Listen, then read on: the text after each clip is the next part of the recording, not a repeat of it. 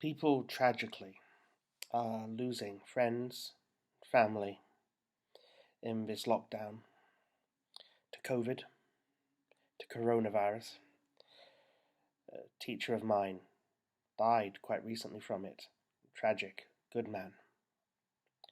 A friend of mine lost her ex-boyfriend quite recently. An older gentleman, perhaps, but still, by no less a valuable life. But it's not just lives that are being lost, but reasons to live. I have to remember, and the day I went to the cinema right before lockdown, how glad I was I did. Because frankly, I'm not convinced that some of these cinemas will open again. I'm not convinced that quite a lot of things will ever go back to the way they were before lockdown, not without a great deal of fighting. In the clubs and the nightclubs where people used to party, there was empty buildings.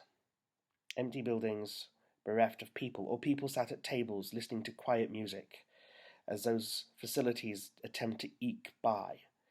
That sense of revelry, of hopefulness for the future, of the ability to construct new worlds for ourselves. This seems to be closing down. The world is becoming smaller. And I am not yet convinced that there is the will to make it big again afterwards.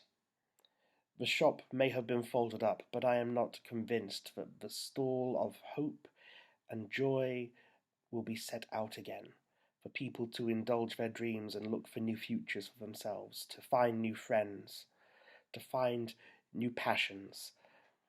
This, I fear, is something essential that is in risk of being lost.